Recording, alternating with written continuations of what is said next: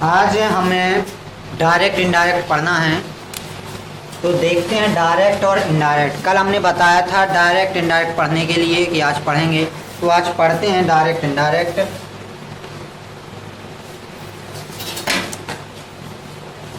Ink डालो इसमें,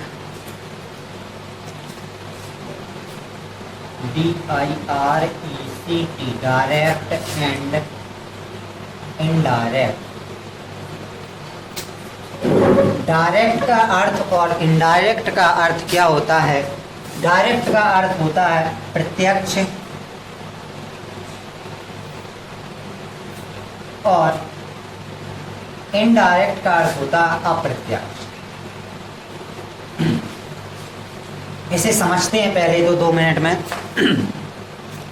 तो डायरेक्ट नरेशन, इसी को नरेशन के नाम से भी जानते हैं, इसी को स्पीच के नाम से जानते हैं, ठीक है। डायरेक्ट एंड इनडायरेक्ट स्पीच, प्रत्यक्ष और अप्रत्यक्ष कथन, इस नाम से भी जानते हैं, नरेशन के नाम से भी इसे जानते हैं। तो डायरेक्ट स्पीच, डायरेक्ट नरेशन क्या है? तो डायरेक्ट नरेशन मतलब होता है उसमें सीधा अर्थ निकल रहा है। डायरेक्ट, डायरेक्ट मतलब सीधे सीधे, डायरेक्ट मतलब सीधे सीधे। तो डायरेक्ट मतलब है हम जो बात कहें उसे आप ज्यों का त्यों कह दें।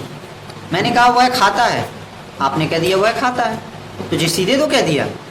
मैं पढ़ता हूँ, आपने कह दिया मैं पढ़ता हूँ, मतलब मैं पढ़ता हूँ, लेकिन आपने किसी को बताया कि मैं पढ़ता हूँ, तो आपने मेरे लिए बताया कि मैं पढ़ता हूँ, आपने अपने लिए नहीं बताया कि मैं पढ़ता हूँ। ऐसे वाक्यों को क्या कहते हैं? डायरेक्ट स्पीच या डायरेक्ट नरेशन। इसको कैसे लिखेंगे?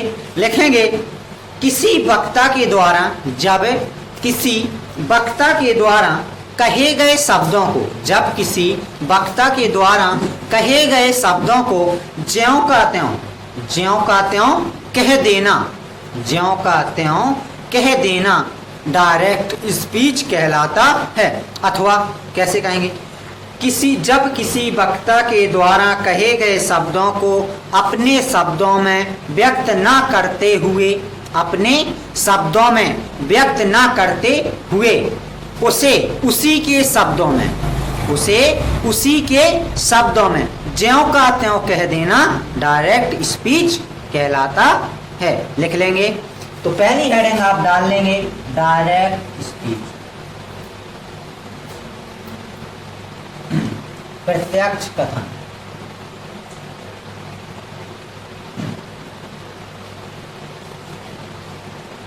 एग्जाम्पल, परिभाषा हमने बता दी। एग्जाम्पल में लिखेंगे Ram said to me, Ram said to me, comma inverted comma. देखो कॉमा और इनवर्टेड कॉमा क्या करते हैं? कॉमा तो सही लगा लेते हैं ऐसे, इनवर्टेड कॉमा में भी ऐसे कर देते हैं, ऐसे नहीं करना। कॉमा इनवर्टेड कॉमा में हमेशा ऊपर की ओर, ठीक। Comma inverted comma, I am going to college, I am going to college, stop. अब यहाँ देखो, यहाँ भी हमें ऐसे नहीं करना कि ऊपर को करना, यहाँ हमें 9 की तरह बनाना है ऐसे, ठीक। पहले फुल स्टॉप, बाद में इनवर्टेड कॉमा बंद होता है। जैसे हमने बताया था कि इसके प्रत्यक्ष अप्रत्यक्ष रूप में, प्रत्यक्ष रूप ज्यों का त्यों कहना। तो इसमें देखिए Ram said to me, Ram ने मुझे कहा, राम ने मुझे कहा। एक बात समझ लो बहुत अच्छे से, राम ने मुझे कहा, क्या कहा? I am going to college, मैं विद्यालय या मैं कॉलेज जा रहा हूं। तो राम ने मुझे कहा मैं विद्यालय जा रहा हूं, तो राम ने सीधे मुझे कहा है, किसी तीसरे को नहीं कहा। इधर 2 लोग इन्वॉल्व हैं, मैं और राम, राम और मैं। राम ने मुझे कहा मैं कॉलेज जा रहा हूं, तो जिस सीधे बात हो गई। अब देखते हैं अप्रत्यक्ष रूप, अर्थात इनडायरेक्ट स्पीच। तो इनडायरेक्ट स्पीच क्या है? इसकी हिंदी होती है अप्रत्यक्ष कथन, अप्रत्यक्ष कथन। इसे समझिए। अभी हमने इसमें कहा था ज्यों का त्यों, ज्यों का त्यों कहा गया वाक्य, यही कहा था ना। हाँ, तो अब इसमें क्या है, इसमें आ लगा है, अप्रत्यक्ष, मतलब सीधे बात नहीं हो रही। इसका अर्थ है सीधे बात नहीं हो रही है, कोई तीसरा भी इन्वॉल्व हो रहा है, उसमें तीसरा भी उपस्थित है। तो इसमें क्या होगा, जब किसी वक्ता के द्वारा कहे गए शब्दों को, जब किसी वक्ता के द्वारा कहे गए शब्दों को, जब किसी वक्ता के द्वारा कहे गए शब्दों को उसी के शब्दों में व्यक्त न करते हुए, उसी के शब्दों में व्यक्त न करते हुए अपने शब्दों में कह दी गई बात इनडायरेक्ट स्पीच कहलाती है। आया समझ में? ऐसे वाक्य जिनमें हम किसी दूसरे की बात को उसे ज्यों का त्यों ना कहें, उसे हम अपने शब्दों में कहें, वो होता है इनडायरेक्ट स्पीच। इसे खुद से लिखना, मैं लिखूंगा नहीं बोर्ड पे। इसका भी एग्जाम्पल ऊपर बना है, लिखा है राम सेड टू मी, चलिए I am going to college. तो पहली बात यहाँ हम बात सीधे बना के बता देंगे कि कहाँ क्या आना है, ठीक है, बाद में बताएंगे कैसे बदलते हैं। उसने कहा राम सेड टू मी, इसी का इनडायरेक्ट बना रहे हैं, इसे इनडायरेक्ट कैसे कहेंगे, राम सेड टू मी, तो राम ज्यों का त्यों रहेगा, सेड टू को बदल देंगे टोल्ड में, मी ज्यों का त्यों, कॉमा इन्वर्टेड कॉमा के स्थान पर लगा देंगे दैट, दैट लगा दिया। I am going to college, I am going to college, तो आई आपका फर्स्ट पर्सन है, सब्जेक्ट के अनुसार बदलता है, राम के अनुसार क्या आएगा, ही। अब ही के साथ ए जाएगा, गोइंग टू कॉलेज, जे बना बात। इनडायरेक्ट में क्या हो गया, राम ने बताया कि, राम ने बताया कि वह विद्यालय जा रहा है, या राम ने कहा कि वह विद्यालय जा रहा है।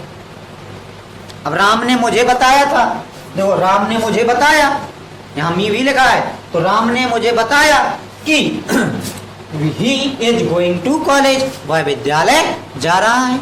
मतलब क्या हुआ, यहाँ कह रहा था मैं विद्यालय जा रहा हूँ, राम खुद कह रहा था मुझसे, और यहाँ राम मुझसे कह रहा है कि वह विद्यालय जा रहा, मतलब तीसरा कोई है यहाँ पे, है ना, तब तो यहाँ वह की बात आई, नहीं तो यहाँ सीधे मैं की बात थी। यहाँ आई के स्थान पर क्या हुआ, ही। क्लियर? चलते हैं आगे। तो इसे बदलते कैसे हैं, कुछ इसे लिखना है आपको, इसके आगे देखते हैं।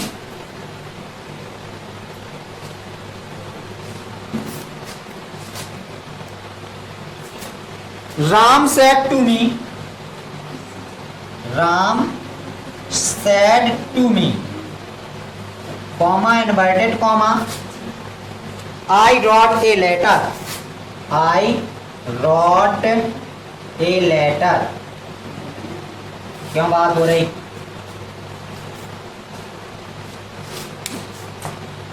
Ram said to me, I wrote a letter। देखो हमें इसमें ढूंढना वाक्य कौन, किस वाक्य को क्या कहते हैं, किसको हम कहते हैं रिपोर्टिंग स्पीच या रिपोर्टिंग पार्ट, किसको कहते हैं रिपोर्टेड पार्ट या रिपोर्टेड स्पीच। तो देखेंगे जो इनवर्टेड कॉमा के अंदर लिखा होता है वो रिपोर्ट होती है, रिपोर्टेड होता है, मतलब हमने उसको रिपोर्ट किया है, किसी को बताया है। रिपोर्ट का मतलब होता है बताना। हम जब FIR करने जाते हैं तो रिपोर्ट करने जाते हैं तो वहाँ हम अपने ऊपर जो घटना होती है उसको प्रदर्शित करते हैं किसी के सामने। तो जो यहाँ बताया गया वो रिपोर्टेड हो गया, और जो कहा गया किसी से वो रिपोर्टिंग हो गया। तो यहाँ जी क्या हो गया, इतना वाक्य हो गया आपका रिपोर्टिंग स्पीच, रिपोर्टिंग स्पीच या रिपोर्टिंग पार्ट। यहाँ रिपोर्टिंग वर्ब नहीं होगी, कई लोग कहते हैं यहाँ वर्ब आएगी, वर्ब कतई नहीं आएगी। क्या ये पूरा वाक्य वर्ब है?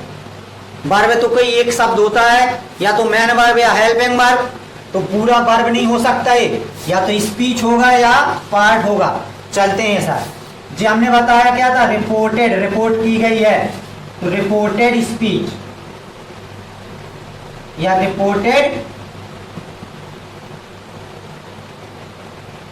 पार्ट। क्लियर? इसके बाद अब इसमें ढूंढते हैं रिपोर्टिंग में क्या कौन सा शब्द होता है।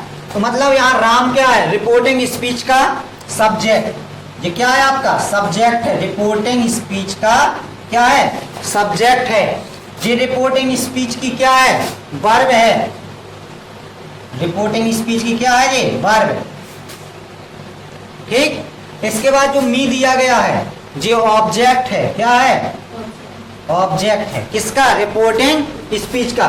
तो इसे क्या कहेंगे? रिपोर्टिंग स्पीच का सब्जेक्ट, रिपोर्टिंग स्पीच की वर्ब एंड रिपोर्टिंग स्पीच का ऑब्जेक्ट। क्लियर? इसके आगे चलते हैं रिपोर्टेड में। तो वही पार्ट यहां भी मिलेंगे, सब्जेक्ट, वर्ब और अदर वर्ड, ऑब्जेक्ट सब मिलेंगे। तो यहां देखते हैं आई क्या है? आपका सब्जेक्ट है। रॉट क्या है? वर्ब है। रिपोर्टेड की वर्ब है। इसके बाद ए लेटर क्या है? ऑब्जेक्ट है आपका रिपोर्टेड का। क्लियर? इसके आगे पढ़ेंगे पर्सन। जे आपको लिखना है इसी प्रकार से बना के रखना है। जो पहचान लिखवाई है उसके जस्ट नीचे। फिर इसके आगे चलते हैं।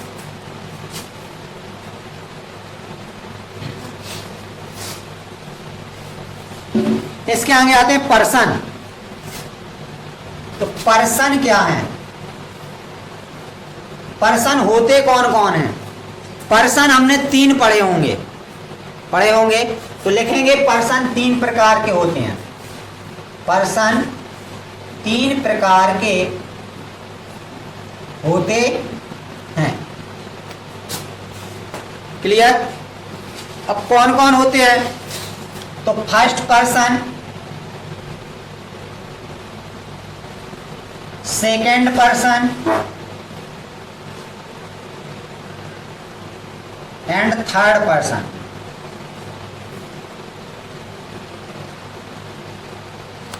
ये आपके तीनों पर्सन होते हैं।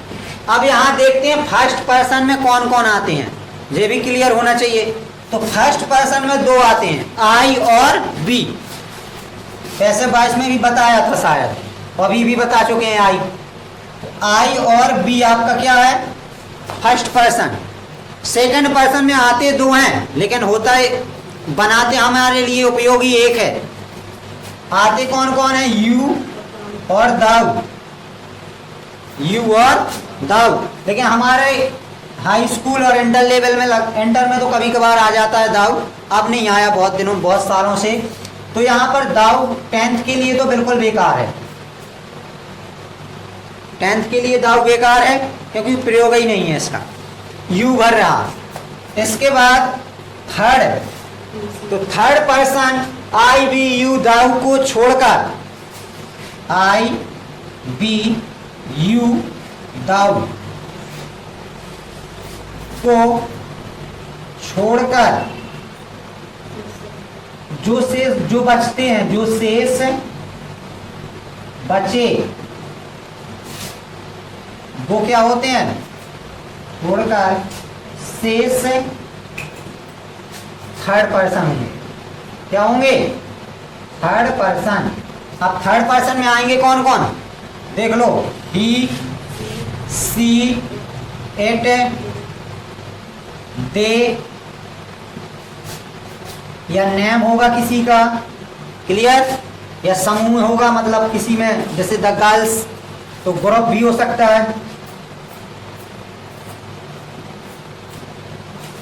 ठीक। ग्रुप्स के नाम, ग्रुप मतलब ग्रुप कोई अलग ग्रुप नहीं, किसी का भी ग्रुप हो सकता है। ठीक है ना? हाँ, तो ये भी लिखना है आपको। अब देखते हैं फर्स्ट पर्सन के परिवर्तन।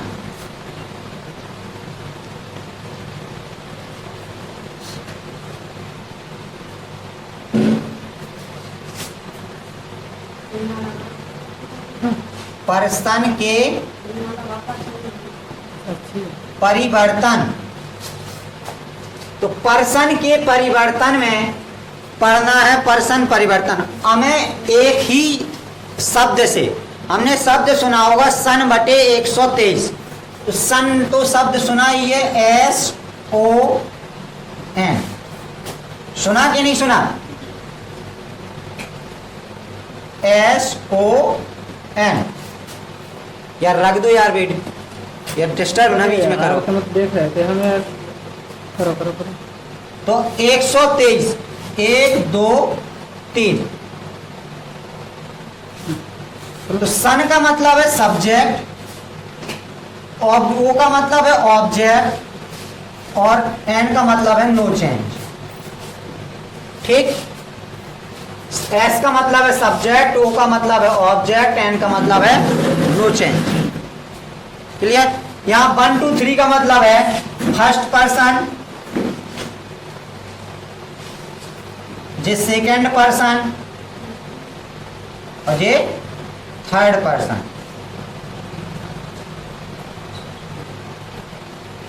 मतलब हुआ कि फर्स्ट पर्सन सब्जेक्ट बदलेगा किससे? फर्स्ट पर्सन के अनुसार। सब्जेक्ट होगा तो बदलेगा फर्स्ट पर्सन के अनुसार, ऑब्जेक्ट होगा तो बदलेगा सेकंड पर्सन के अनुसार, और यदि थर्ड पर्सन है तो रहेगा no change. First person subject के अनुसार, सेकंड पर्सन ऑब्जेक्ट के अनुसार, और third person no change. Clear? Subject first person के अनुसार सब्जेक्ट को बदलते हैं, सेकंड पर्सन के अनुसार ऑब्जेक्ट को बदलते हैं, और थर्ड पर्सन नो चेंज रहता है। इसे नियम के तौर पे भी लिखेंगे। नियम नंबर 1, सुनते जाओ और लिखते जाओ। तो पहला नियम होता है, लिखेंगे फर्स्ट पर्सन आई और बी रिपोर्टिंग स्पीच के, फर्स्ट पर्सन आई और बी रिपोर्टिंग स्पीच के सब्जेक्ट के अनुसार बदलते हैं। रिपोर्टिंग स्पीच के सब्जेक्ट के अनुसार बदलते हैं। नियम नंबर 2 लिखेंगे सेकंड पर्सन यू, यहां हम दाऊ को छोड़ रहे हैं। Second person you reporting speech के, second person you reporting speech के ऑब्जेक्ट के अनुसार बदलते हैं। क्लियर? और थर्ड नियम में लिख देंगे थर्ड पर्सन कभी नहीं बदलते हैं। यहां तक क्लियर?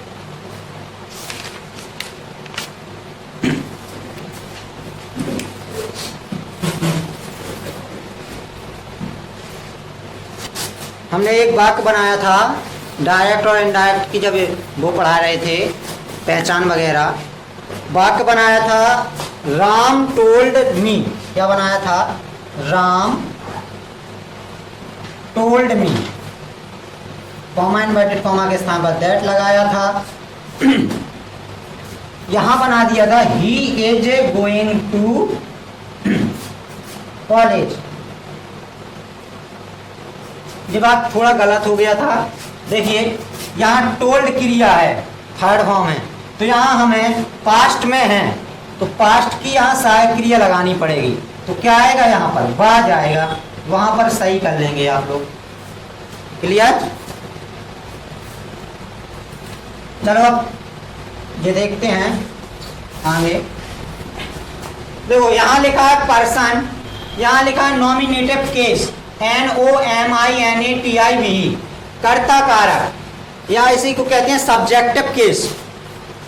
ऑब्जेक्टिव केस कर्म कारक, पजेसिव केस संबंध कारक, POSSESSIVE पजेसिव केस संबंध कारक, रिफ्लेक्सिव प्रोनाउन निर्वाचक सर्वनाम, निर्वाचक सर्वनाम।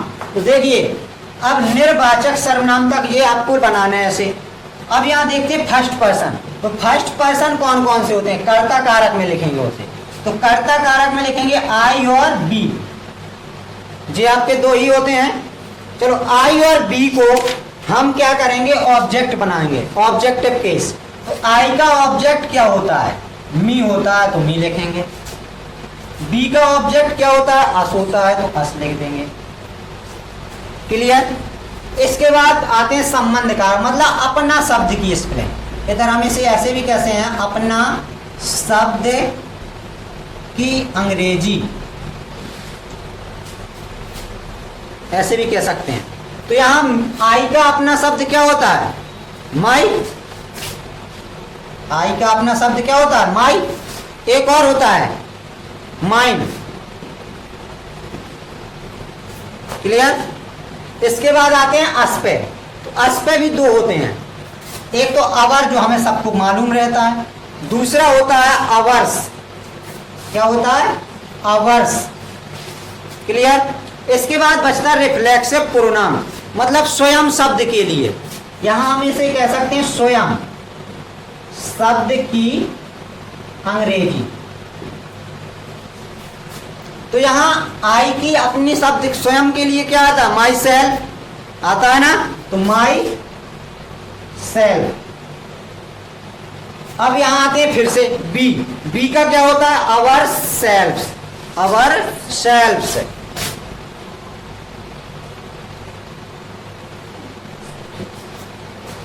ठीक, अवर सेल्फ। इसके बाद आते हैं, अब जे आपको परिवर्तन हो गया फर्स्ट पर्सन, किस प्रकार से बदले गए।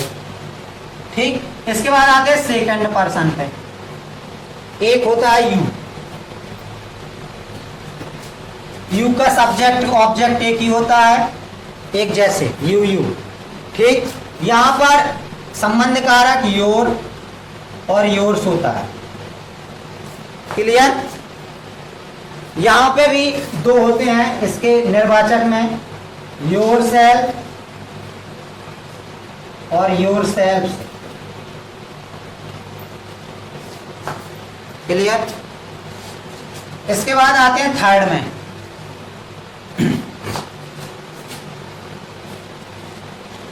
Third person.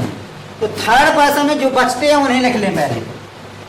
बचता है ही, सी, इट, वन, डे। ठीक है? तो ही का ऑब्जेक्ट होता है हिम, सी का ऑब्जेक्ट होता है हर, इट का होता है क्या? इट। इट ज्यों का त्यों। वन का होता है वन। क्लियर? दे का क्या होता है? दे, देम। चलो इसके आगे आते हैं संबंध में, अपने में के लिए। तो ही का हिज, ही, सी का हर, इट का इट्स। क्लियर? इसके बाद वन। वन का वंस, में पोस्ट ऑफिस ऐसा आता वन में। ठीक, इसके बाद आते हैं दे पे। तो दे में दो होते हैं, देयर और देयर्स।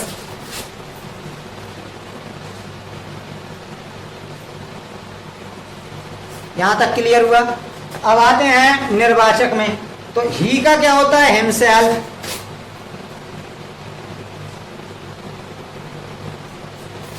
हर, सी का हर सेल्फ।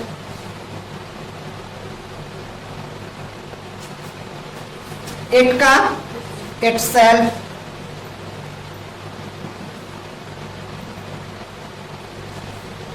क्या बचा? One, one self.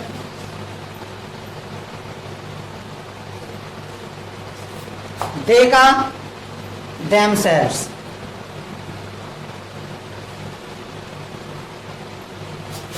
BES। Clear? अब इसे बदलेंगे कैसे, ये भी समझ लो, क्योंकि ये परिवर्तन करने को आते हैं।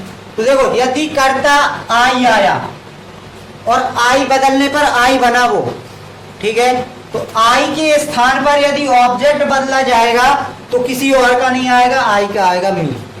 यदि संबंध कारक आएगा तो माई, निर्वाचक सर्वनाम आएगा तो माई सेल्फ। बी में भी वैसे ही, यदि बी आया बदलने पर तो क्या आएगा? यहां अस आएगा, ऑब्जेक्ट होगा वाक्य में। तो यदि अपने शब्द की स्पेलिंग होगी तो अवर आएगा या अवर्स आएगा। अवर्स कब आता है? जी बहुत कम आता है, जब दो कर्ता और ऐसा कर्ता जो एक शब्द से ज्यादा हो तब अवर्स लगता है, तो अवर आएगा। यहाँ फिर अवर सेल्फ्स आएगा। इसी प्रकार की पूरी टेबल बनती है। क्लियर? इस टेबल को आपको लिखना है, बना के याद भी करना है, जो आपको मुँह खातर याद रहनी चाहिए। मतलब ओरल बिल्कुल। इसके बाद कल देखेंगे रूल नंबर 1 से, रूल नंबर 1 से। क्लियर? आज इतना ही पढ़ते हैं, 3 मिनट बचे हैं अभी।